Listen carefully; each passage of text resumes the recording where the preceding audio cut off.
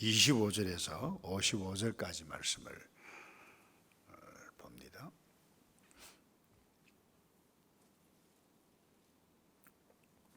역대상 2장입니다. 25절.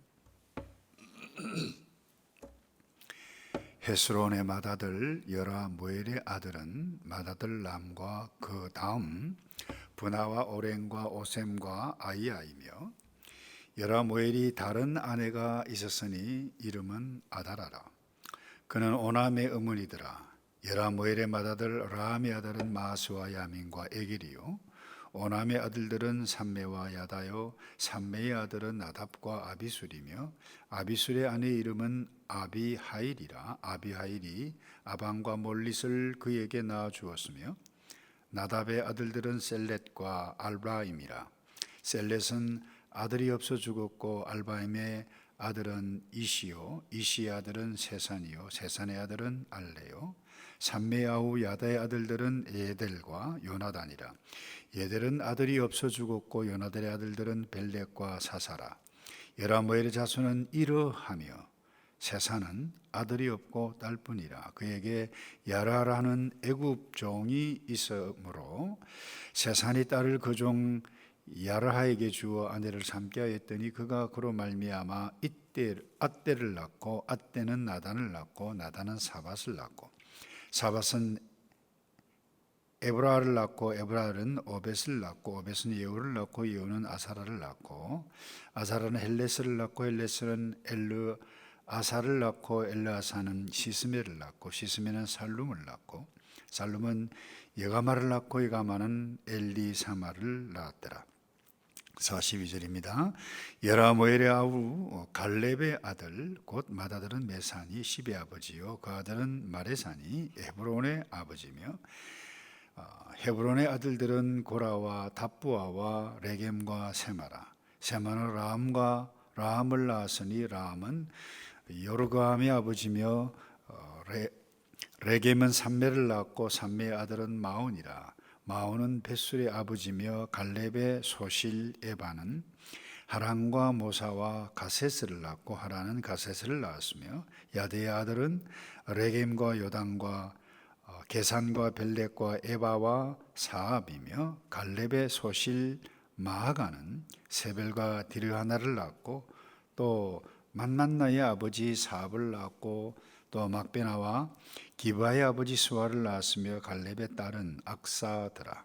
갈렙의 자손 곧 에브라다의 맏아들 훌의 아들은 이러하니, 기랏 여아림의 아버지 소발과 베들레헴의 아버지 삼마와 백가델의 아버지 하렙이라.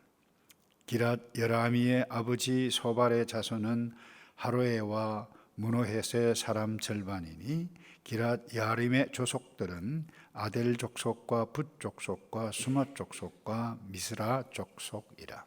종족이라. 이로 말미암아 소라와 에스다올과 두 종족이 나왔으며, 살마의 자손들은 베들레헴과 느도바의 족속과 아데롯벳 요압과 마나 종족의 절반과 서로 종족과 야베스에 살던 서기관 종족 곧 디랏 족속과 시므아 족속과 수가 종족이니, 이는 다 레갑 가문의 가장 함맛에게서 나온 겐 족속 종족이더라. 아멘. 뭐 길게 제가 학생 때는 이 본문 이렇게 이름이 쭉 나오면 그냥 통과했어요. 나와 별로 관계가 없는 것이다. 이와 같은 거 읽을 때마다 제가 초등학교, 그러니까 중학교 1학년 때 이렇게 그 고향에 충청도에 올라가면 저희 큰아버님께서 족보책을 이렇게 두 권을 놓고, 남씨가 어떻게 출발했고, 남씨의 이 학렬이 어떻고, 세 형제가 있었는데, 영양, 고성, 어령남씨인데 너는 어령남씨다, 이러면서 근데 재미가 없더라고요. 근데 왜 이 역대기 기자가 이렇게 족보 이야기를 쭉 이렇게 언급을 했겠습니까? 우리 지난 주인가요? 우리 김진영 목사님께서 아주 잘 정리를 했습니다만은 현실적으로 70년 동안 포로 생활을 하고 돌아온 후손들이 참 살기 힘들었어요. 성전도 짓고 뭐 이렇게 힘들고 또 이미 있었던 이 혼합 결혼을 했던 사람들과 함께 여러 가지 어려움들이 있었는데 이 에스라라고 하는 학자가 너희가 뿌리가 무엇이고 어떤 정체성을 가지고 있는 존재이고 더더군다나 우리는 하나님의 선택을 입은 백성인데 특별히 1차적인 이 독자들은 유다 지파에 있는 사람들에게 기록한 것인데 이 왕이 우리 가문에 나왔고 다윗을 통해서 어떻게 이와 같은 것들이 이루어졌는가. 그래서 쭉 족보를 줬고 명단을 성전에서 봉사했던 사람들이 이와 같은 사람들이다라고 하는 부분들을 쭉 기록을 했습니다. 여기다가 하나님의 영감을 받았던 이 성경 기자, 단순한 그 유다 지파와 이 왕의 계열뿐만이 전 것이 아니라 앞으로 임할 이 메시아 영원한 왕에 관해서 보여주고 있다라고 하는 사실.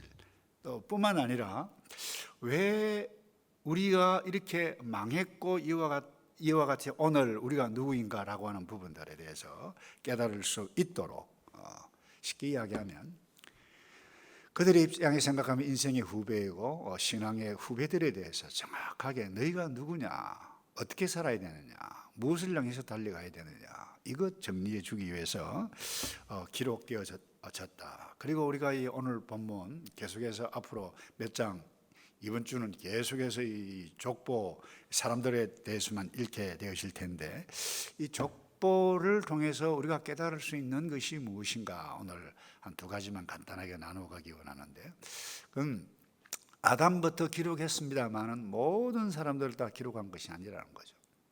선택적으로 기록했다는 거죠.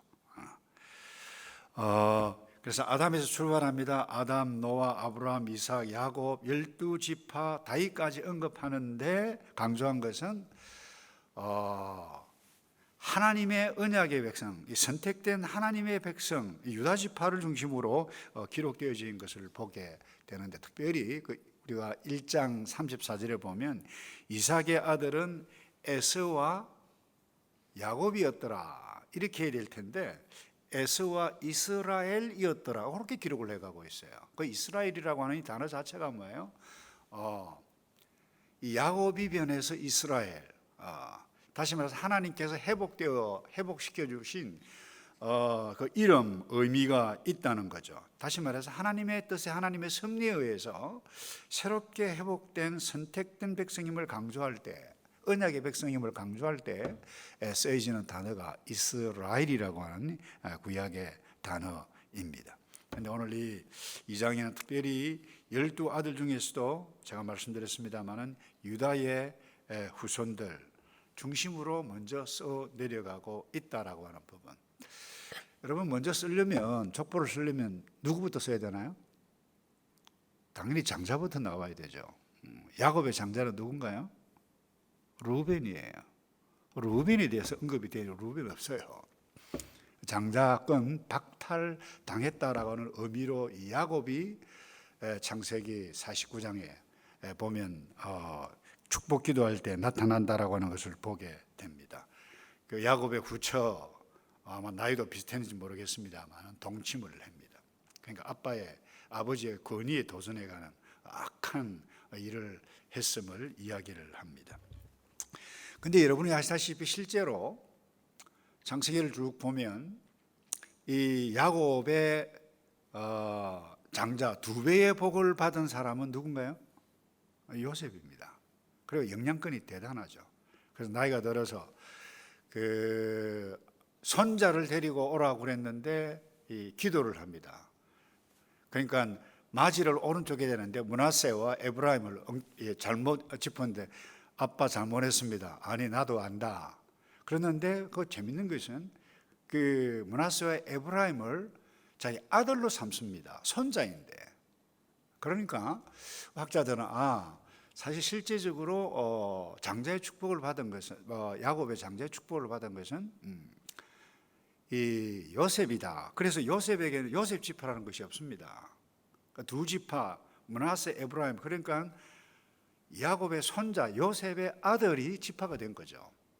입양했다, 그렇게 보는 거죠. 근데 사실 실제적으로 영적인 장자는 또 누군가요? 레위 지파입니다. 근데 레위 지파에도 먼저 기록하지 않아요.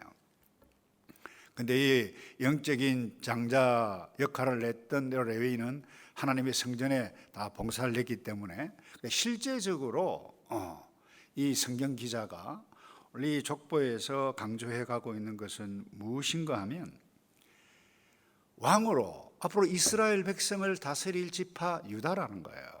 그래서 유다 지파를 중심으로 해서 지금 써내려 가고 있다라고 하는 것. 그래서 그 유다 지파가 뭐예요? 다윗 왕뿐만 아니라 앞으로 메시아 출현까지 이어져 가고 있다라고 하는 이 부분을 우리가 놓치지 않아야 된다라고 하는 것을 이 족보를 통해서도 깨닫게 되어진다는 것입니다. 그래서 이 족보가 누구 족보냐? 오늘 아침에 인간의 모든 족보를 언급하고 있지만 선택된 이스라엘 백성, 그것도 유다 지파 중심으로 왕의 출현, 메시아의 출현, 이어서 이 족보는 무엇과 이어집니까? 믿음의 조상인 아브라함. 그 아브라함이 누구입니까? 이스라엘 백성들의 조상일 뿐만 아니라 사도 바울이 갈라디아에서 잘 정리했는데 그 족보, 그들이 아니라는 거죠. 이제는 이 땅에 예수 믿는 모두가 우리가 아브라함의 후손이라는 거예요.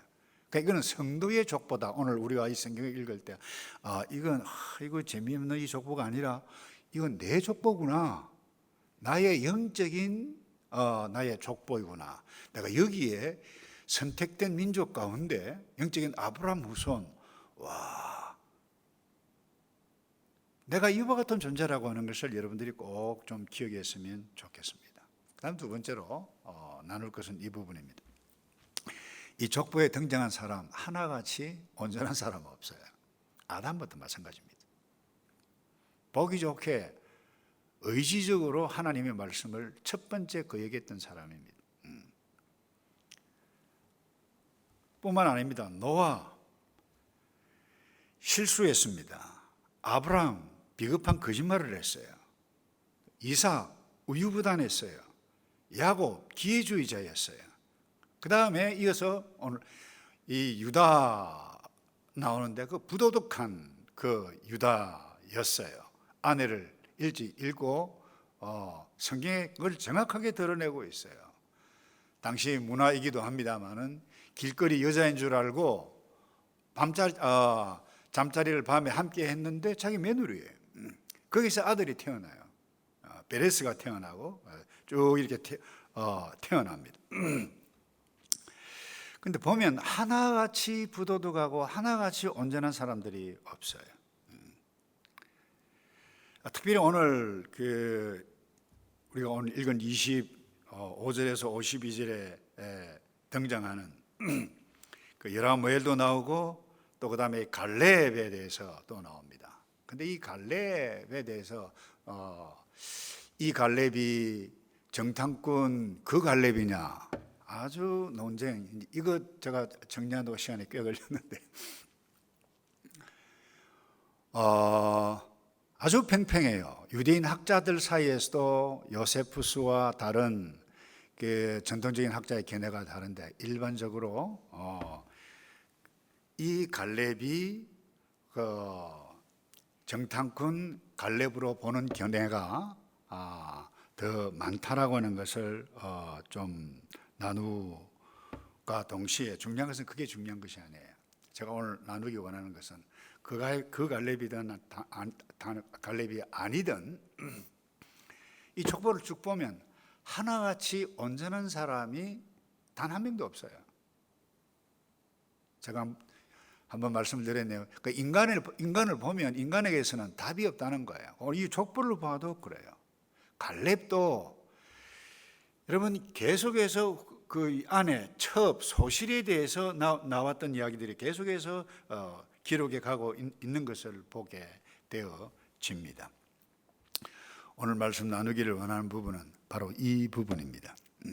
특별히 이 갈렙은 유다의 아들 이 베레스의 후손 이 헤스론인데, 헤스론의 아들 첫 번째가 라헬이고 그 다음에 이 갈렙인데, 이 갈렙도 좀 전에 말씀을 드렸다시피 첩을 두고 부끄러운 일들을 오늘 하나님의 나라 관점에서 보게 되어질 때 그 당시에서는 별로 큰 문제가 되지 않았습니다만은, 우리가 오늘 정리해 가야 할 부분은 이 부분입니다. 성경은 진실되게 정확하게 사람이 어떤 존재냐 이거 드러내고 있다는 거예요.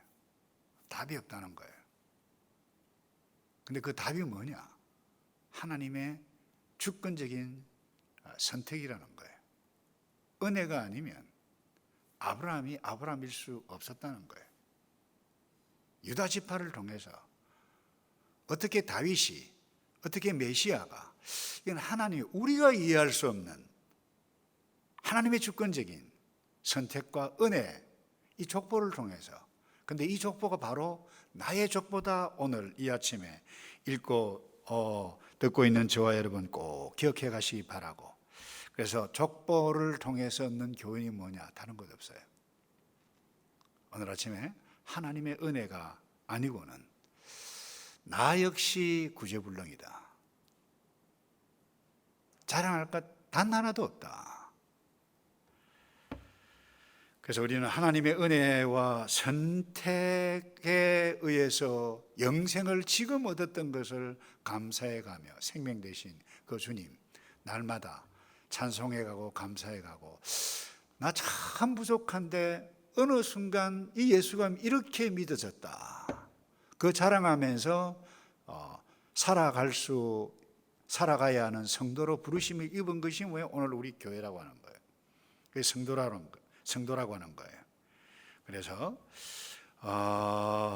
하나님께서 나를 택해서 은혜로 영생 얻게 해주신 것 감사해가고, 그 주님 날마다 찬송해가며, 또 여러분 자자손손 이와 같은 일들이 계속 이어져 가는 복이 있기를 주님의 이름으로 축복합니다.